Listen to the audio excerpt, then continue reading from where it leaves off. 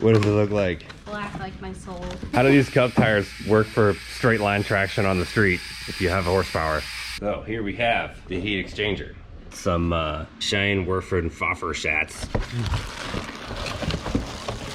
That's the one sucky thing about working on old cars is they're just like, no matter what you do. Ralph continued. In the last video you saw us fire this thing up for the first time with the boom tubes. But they're unfinished. They're not trimmed, they're not welded, they're not hung. It was just laying there. So we're gonna finish that. We're tying up some other loose ends on the car, like getting the heat exchanger on there for the LSA. We're gonna have to pull the we're gonna have to pull the grill out, relocate the transmission cooler, because when I put this in here years and years ago, I didn't take the grill out to do it because I was lazy. And there's enough room in here to have both. But with the hood latch on here, the heat exchanger will not fit in here, and there's really nowhere else to put it because there's not that much frontal area on this thing. So we're gonna have to stack them or get creative with it somehow. Easier to do with the grill off. Changing headlights. I had some that don't fit in there. I'm not gonna keep making holes, so it's gonna get some different ones that do fit. Oh, you like this jank fan? Yeah, I like the zip ties. The way it's so tight on there. Yeah, we're gonna have to fix that too. I didn't want to laugh on that and announce it to everybody. No, it's okay. This was like last minute drag week stuff 4 years ago. This fan is actually left over here from the big block, which had an electric water pump and no thermostat, so it ran really cool all the time. Didn't need much fans. What's this for? Something that's not there anymore. I don't even know. Oh. Yeah, something. Not too sure. And we have to redo this. Should anyways. The alternator wire should not be like this Walmart speaker power wire, but it's the only stuff I had laying around. We were out of time. Once again, all the more reason to not butcher things together at the last minute, because you deal with the repercussions of that for years. Like we are now. Years. Don't do it. Do it right. We can use the old fans from Uncle Rob on this thing. Remember the two that we had zipped in the radiator and we took out? I don't remember where I put them. They're in the box over there with the random Uncle Rob stuff. Oh, okay. Yeah, so we'll put those on here. They'll do just fine. They kept Uncle Rob cool. We'll keep this thing cool too. What is that? Peach mango. Oh, that pink koozie fooled me. We got something cool going on with Rowdy Energy. If you're not familiar with that, that's Kyle Bush's deal. So check them out on social media. We're gonna be doing a giveaway with them soon. And license plates. We're messing with license plates and vinyl cutter stuff. It's gonna go in the front of Uncle George, but we think we might make these legit because it's funny and it matches the Icy Teddy shirt. This edge is in danger of being chipped also. So I'm just gonna throw some tape on top of here.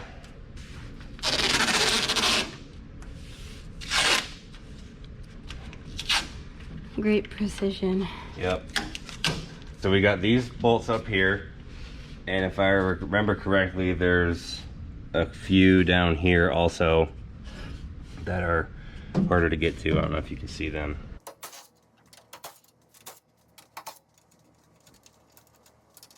I like how old cars are just so haphazardly put together with nutserts and nuts and bolts and self-tappers and like the freaking screws that hold the headlights in.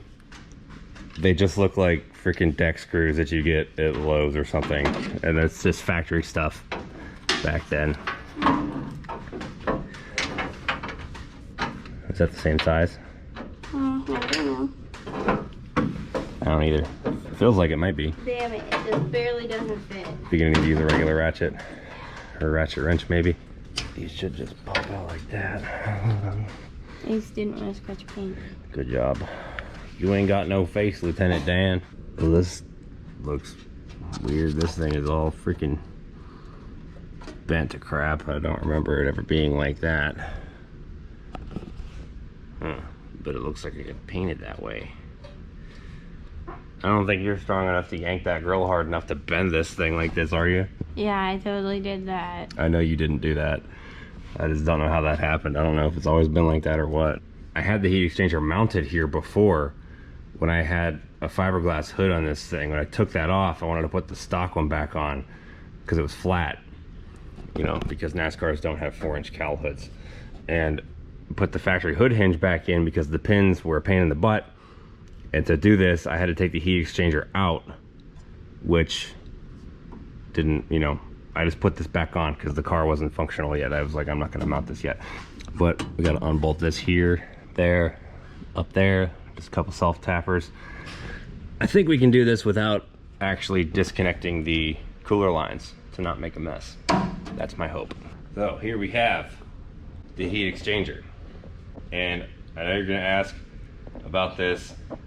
I did this, the logo on here. I think it was one piece of paper that I just covered up while I sprayed the white part of the LS. Like I printed out the freaking logo on a piece of printer paper, and then I used an X-Acto knife to cut it out and make a stencil, to which I spray painted on here.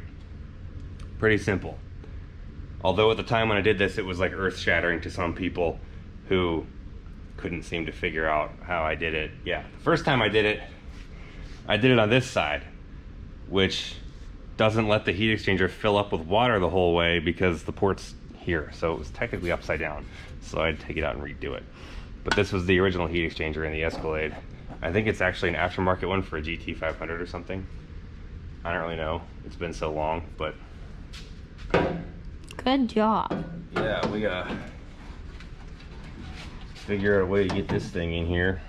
Maybe we could put the transmission cooler below it at an angle a little bit, or slightly behind it if this gets mounted roughly where the transmission cooler used to be. Like they kind of trade spots a little bit, because there's no room for it in front of the hood latch mechanism. Yeah, no, don't even try. It doesn't fit there. It's just not gonna work. So there's not quite enough room to jam both of them together. It's very, very close, but it would be the heat exchanger. We butted up against this. We just kind of mocked it up with 4 arms real quick. But I'm thinking the radiator position has some adjustability within its own cradle, and there is no shortage of room to be had here. So if we can scoot the radiator back a little bit, we might be able to get enough room to sandwich these things together and still fit them behind this without the possibility of this rubbing a hole in the heat exchanger. In the name of doing things in the right way, just gonna get rid of that old jank fan setup now, get all that out of there. And it turns out the nuts that were holding the freaking wax straps on there to hold that fan on, we're taking up adjustability space in here. So now we can actually move this back a good bit farther than it was before. It may be enough room now to fit both of them in there side by side. I'm hoping maybe we could put the heat exchanger up high and have the transmission cooler behind it, but stick down a little bit so that at least half of it gets clean air that's not already heat passed through the heat exchanger. I don't know. We will see.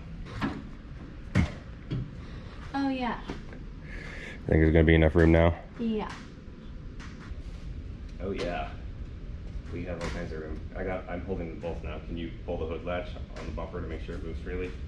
No, to hold the bumper right Where my nose is, right here. No, it's in front of the bumper. Yeah, right there.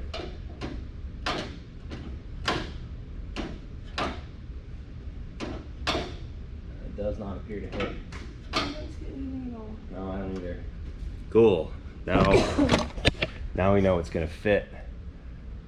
How they will get sandwiched in there and mounted and all of that stuff, I don't know how that's gonna work yet. I'm gonna have to sit here and figure that out. Oh, but we're making progress. I'm gonna cut this dingle dong thing out of here too. We don't need that. Just grinding away here. Sometimes for these more creative projects, I just have to stare at it and mess with things and figure stuff out. And when I have to do that, Logan will go do something else that is necessary elsewhere. That's how we function well. So that's what I've been doing, zoning in with my headphones. Kind of hungry, but not hungry enough to eat dinner. I eat these things in the shop all the time. They're level 1 bars by First Form. It's the best tasting freaking protein bar I swear you will ever find. And they actually fill you up. Like, I love these things. Chocolate crunch and birthday cake are my favorite. Birthday cake tastes like those frosted animal cracker things, kind of. Yeah, big fan of these. I'm not getting paid to say this, but I do make like $6 if you buy a box of this, which basically just goes to me buying these for myself and the protein I use for the gym too. So if you do that, you want to try them out, check them out. If not, I don't care. I'm just sharing because I'm about to eat one anyway, and I'm going to fill you in on what I'm doing here. I got the heat exchanger almost mounted. I got it mounted on the bottom. I just painted these. Gonna put them there like that, sort of screw them into the core support right there. Pretty much got the wire, the coolant lines hooked up to the little bilge pump thingy that's left over in there. None of that's done very well. Ripped out the old fan. I don't anticipate this thing having a supercharger for very long, honestly. If you've been paying attention thus far, you'll know that I really, really want to get an SB2 engine for this. Even if it's not an SB2, there's a very high possibility that I will throw together some type of nasty 18-degree small block Chevy with a carburetor. Yes, I would go backwards. I would get rid of the fuel injection and put a carburetor back on this thing because it makes the right noises. You know what I mean? You rev a fuel injected car and it goes, like when the RPMs come back down, it really carries and just drags out. When you rev a carbureted car, it's like blah, blah. As soon as you shut the carburetor, it's just blah. I don't know if you need to hear that again. You can rewind. Just be making sound effects. But you leave in the comments if you know what I'm talking about without making me sound like an idiot even more. I just want cool noises. I want a visceral driving experience. It needs a stick shift. It needs a carburetor. And I think this power plant would be better suited in something else. But for right now, it's in here, so we're gonna make it work, but we're not gonna spend a ton of time making components of this car that are not going to be permanent, I guess. But like this part of the exhaust, everything from here back to hanging and everything, that's all gonna be really nice because that's gonna stay that way no matter what engine goes in the car. If it's a small block, SB2, whatever, that's staying there. But heat exchanger, transmission cooler, probably not gonna stay there. So we're not gonna, overdo that. Now I am filling up the heat exchanger coolant line thingy bob. It's fun. You think it's take it comes out the top. Oh, okay, it's take it comes out the top. For like 20 minutes. That's pretty much what we're doing. So I'm gonna turn the key and run the pump because I think it comes on with key power. I also need to make sure that the pump actually still comes on. I don't know if it will. I don't know if it runs with key power or if it runs while the engine is on. I can't remember. It should be if the key is on, I think. So the fact that it's not running now doesn't bode well for my hypothesis, does it?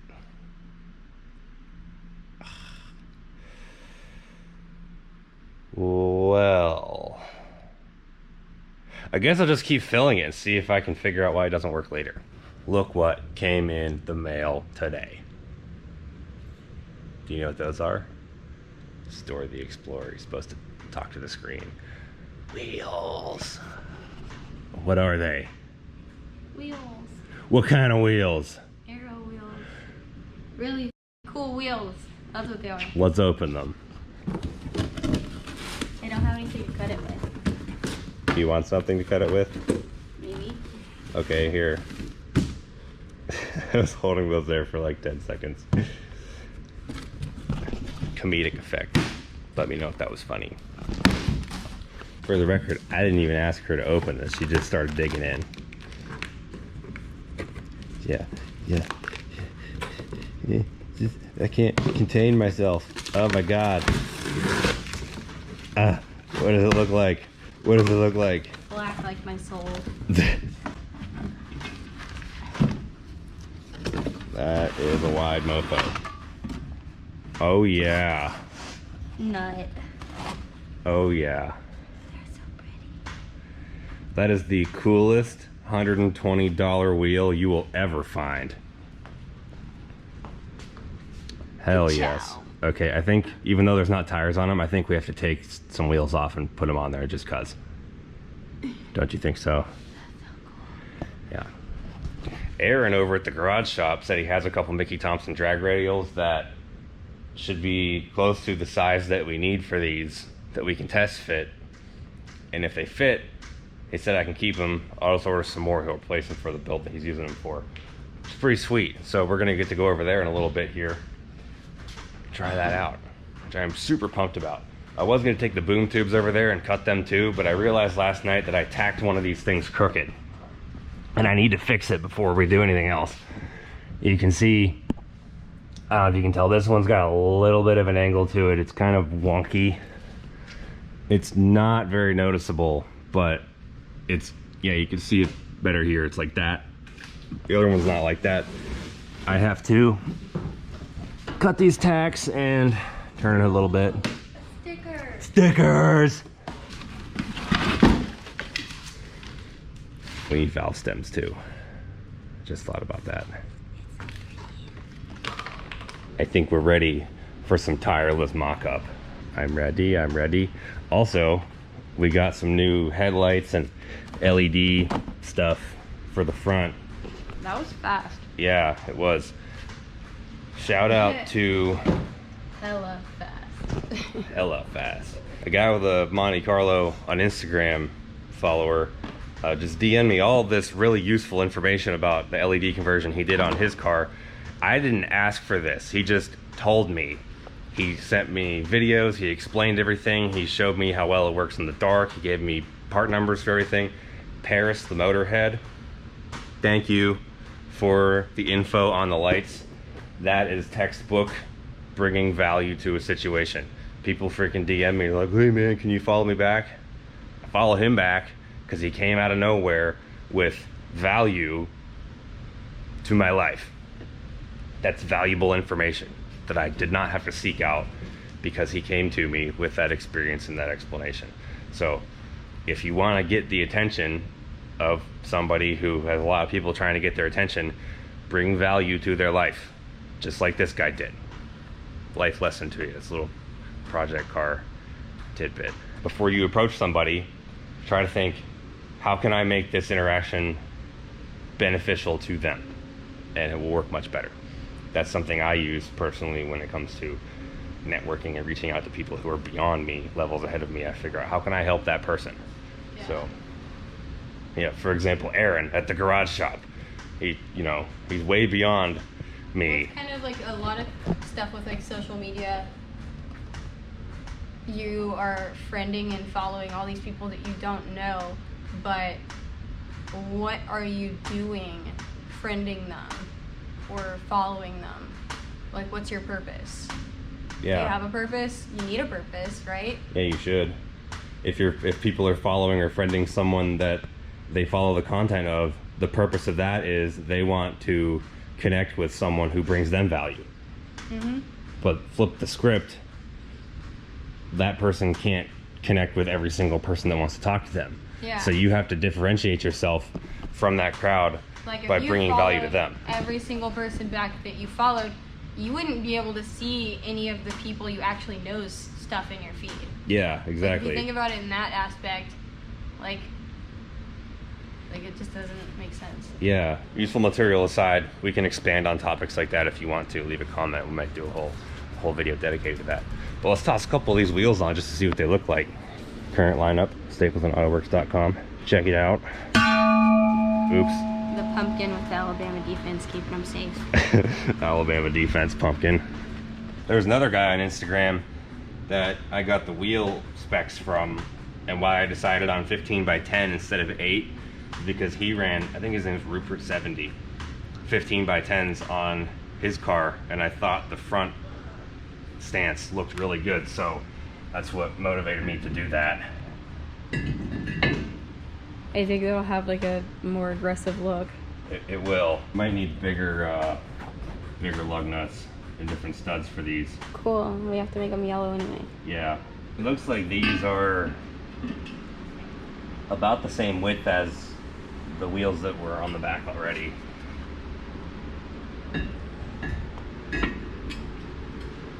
Yeah, these are gonna need bigger lug nuts, most likely. I could see it in my head that it looks really cool, like from back here, but Oh, oops, my bad. I just screwed that up. I could see it in my head, but it does, like, you know, we need some tires, Dale. Let's throw two of those in the back of Elvis and go on over to the garage shop and see if we can't throw some tires on there. I'd like to get longer wheel studs too, because that would help with the look. Probably need stronger wheel studs in the back anyway, especially if we have drag radials. Well, we're in here at the garage shop. Gotta put some tires on. What? I carried it and he could have gotten on me. See him? It's a daddy long legs. Yeah. Kill it. No. I'll pick it up with something. Well, let's just try not to mess up any of Darrell Waltrip's cars when we put these tires on. Interesting size comparison to what we're going on here is a 275 60/15 to a cup car tire. It's a hair narrower, not very much narrower. Smaller diameter, which is what we need because these giant Goodyears will not fit inside there without hogging the fenders out, and that's not something that I'm gonna do to that car. So yeah, no, we're not cutting that car up. How do these cup tires work for straight line traction on the street if you have horsepower? If you have too much horsepower, it's going to be ass and you're going to burn them off. But I've seen a lot of people use them on street rods. So they don't hook very well. No, not naturally, no. You can persuade them.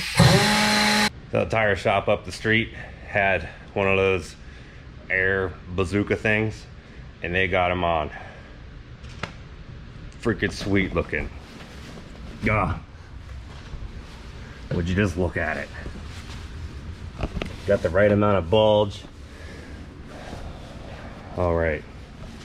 Now we get to find out how they fit on the back. Test fit, round 2. Let's go. Do you want me to do it or do you want to do it? It's kind of heavy. Okay, I'll do it.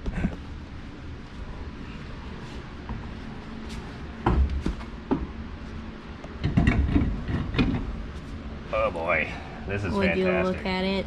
This is just... Would you just look at it? I'm just looking at it. This one may hit the fender.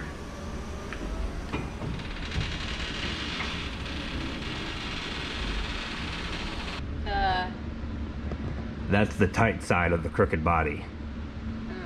Yeah, it's definitely touching. Yeah, we're gonna have to adjust that. When me and my friend Bill put poly body mounts on this car 6 years ago, with mostly Bill, because I didn't know what I was doing back then. You're supposed to do one side at a time. Well, we didn't Bill didn't read the directions, unbolted all of them, changed them all, bolted it back down. Well, the body moved on the frame. So ever since then, the body has been shifted to the passenger side just a little bit. So this fender side is touching the tire now because of that. Whereas if we put the other one on the other side, there would be a nice gap here. So we're gonna have to loosen the body mounts and push the body back over to where it's supposed to be. Before we put the other tire on that side, I want to test fit this one on the front, even though it's a drag radial, because we'll be able to see if that size tire fits on the front. So I can order the same thing in a non-drag radial form, and then we'll have the same size tire all the way around, because that's what I want. I don't want bigger ones in the back than the front, because that's not how NASCARs are. Well guys, we got a little bit of a problem here. The front wheel will hit this here to turn. If it's all the way on the ground, it can't turn. Maybe we could stay with a 275 front tire, but get one that has less aspect ratio, so it's a little bit narrower, which is not really what I want. I'd like for all 4 of them to be the same, but the wheels are only $120 each.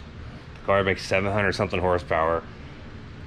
I'll just have these as a drag radial set for the back, get 2 more of the smaller diameter that can actually turn for the back for normal driving, because you know, sometimes it's fun to slide around and not have traction. You don't always want to have traction. Sometimes it's fun to not to. Anybody get the Cars reference? Has anybody done that before? Put drag radials on a car and realized it was a lot less fun to drive because you didn't get to experience the joy of spinning sometimes. Sometimes it's fun. But yeah, anyway, I'm gonna do some research on tire sizes for that. If anybody knows, let me know in the comments. I'm going to now test fit this wheel on the back to demonstrate the difference of the offset to show you how crooked the body really is. Now look how much more room there is on this side. It still almost touches, but you can see that at some point before I got this car, somebody had already cleared out some of the inner wheel lip. As you can see, it from suspension travel on the ride out here, it caught and banged on there. So I'm gonna have to hog some more of that out on both sides. But this side is straight up laying on the tire. It's on the tire.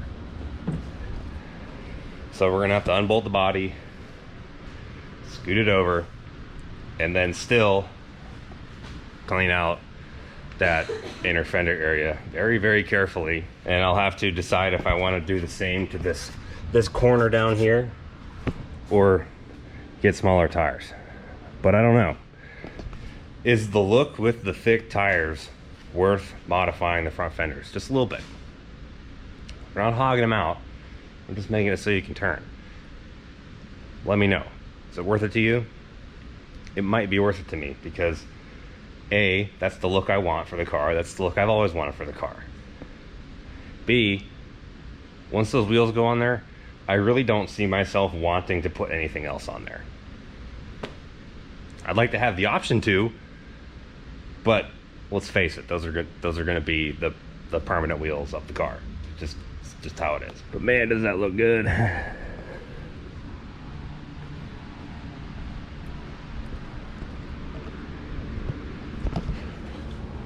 Neat. Do you think that the shirt of this car should have the old wheels on it or these ones? Those. Yeah. There's no question about that. Yeah. Spoiler alert. There's a Monte Carlo shirt coming. Have a discussion in the comments. Convince me one way or the other. Should I go for the bigger tires, like the 275 60-15s on the front also, and trim this just a little bit? Or should I go for like a 275 50-15, which would not have as much sidewall, not look as beefy, not look as authentic, but not have to trim this? What do you think? Is the juice worth the squeeze? While you ponder that, let's put some headlights together. We got LED bulbs and some Shine Werfer and Pfaffer shats. Yeah, these like retrofit specific to fit newer style LED bulbs inside the housings, whereas the original bulb, the bulb was part of the whole thing. Just doing a quick little test here. Here's the old one and the new one. I didn't bolt it in yet. I just wanted to see it, make sure it worked. It's freaking way brighter than the other one. And it just plugged right in too. China, old America. Mated together 50 years apart. It's just really heartwarming. Well, I gotta screw the outer hold down ring thingy in here, pull this tape off, put the bezel on, and then do the other side. Old cars, I tell you what. I went to take the 3 little screws out for this thing. 2 of them are like the fine thread ones are supposed to be, and the top one was this thing. Like somebody at some point in the last 50 years stripped that one out and just ran this bad boy in there instead. Now I am bound to putting it back in the exact perfect spot because it's coarse deck screw thread while everything else is fine thread. Nothing like cars from the 70s. That's the one sucky thing about working on old cars, is they're just like, no matter what you do, it's just old and old. You gotta get used to it. But I like old. yeah, it's funny. It's like, you know what? I may have used self-tappers here and here, but it's fine because the rest of the car is built that way, and no matter how hard I try, there is nothing we can do about that. Nothing short of sending it to a place like Detroit Speed and spending $1 million to get the entire car rebuilt from the ground up to be completely perfect and awesome. But that is not realistic, at least at this point in my life. Someday maybe. Something I noticed, this light is flatter. You already did that? Yeah, this is the new one. Oh. It's like nice. It's big. Yeah. The face is flatter too. It doesn't have the bulge. Have the roundedness to it. So it's going to give a bit of a different look. It should be interesting. Easier to wrap it and make it dark. That is true. We could smoke these and make them darker. You think we should? Leave a comment. Can I like plug it in before I put it in there? Yeah, that's what I did. I kind of plugged it in and stuffed it all back there. That's good. You It feet. feels crusty. That's what she said. Is this going to be your new favorite headlight? Who remembers that? Here, before we bolt it up, let's make sure that it actually works. Make sure you actually work. I'm so glad that hit the ground. Yeah, see this little groove? There's like a spring that it has to line up with in there. Yeah, I found that out the hard way too. Power. Does it work? It works. Does that help? Can you see better? Wow. Okay. Where the f does this part go? Here, pull the light back out for a second. Ugh. I'll show you. Right here where this little spring is. Oh, Yeah. that's stupid. And there's little tabs in there that locate that. There you go. We are using this handy dandy Tecton screwdriver to do this installation.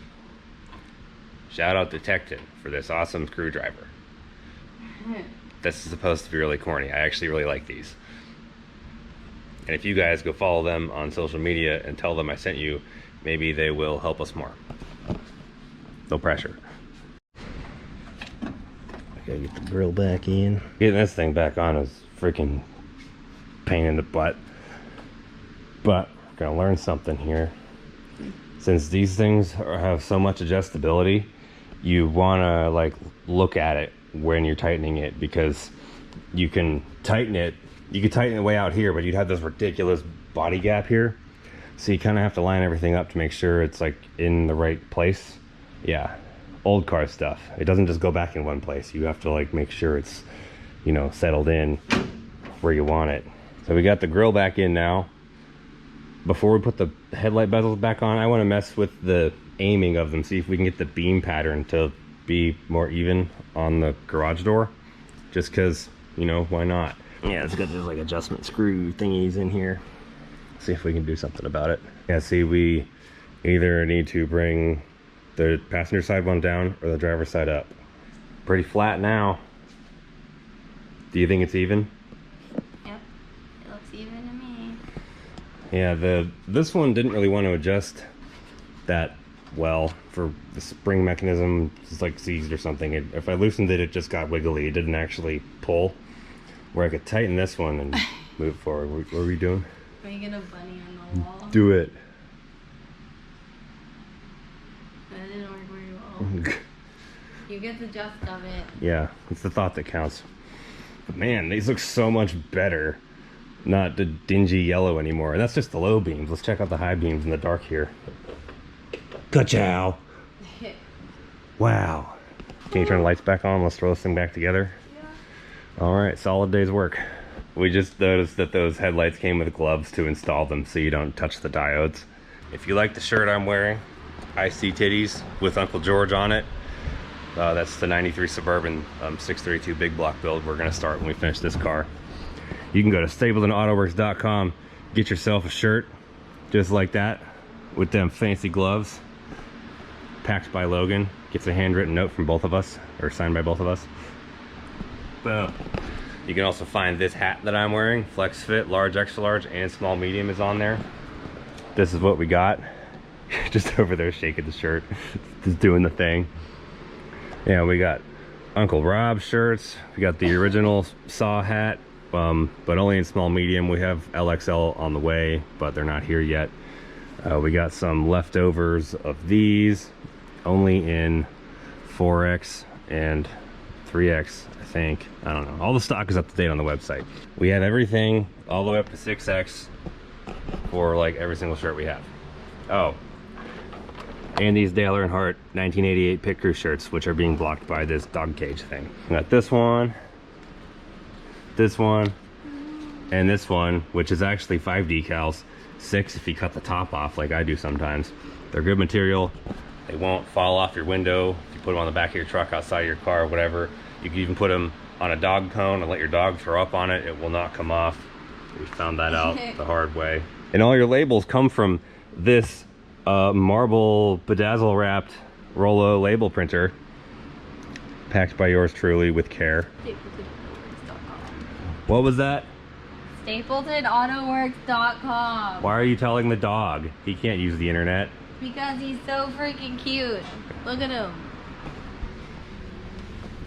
He's happy to be alive and curled up with his soft blanket. StapletonAutoworks.com. Check it out. Stay tuned for the next video. I want to make some Goodyear stencils for those tires. We can paint those. And once the exhaust is ironed out and we do that, we need to straighten out the body too. But we also need to get new lug nuts for those wheels. Glad you spent some time with us. Hope you learned something. We never want to be a waste of your time. We want to be a productive part of your day and entertaining at the same time. And we value all of you. See you on the next video. And go check out the Ralph playlist if you haven't seen it, to see all the videos that led up to this one.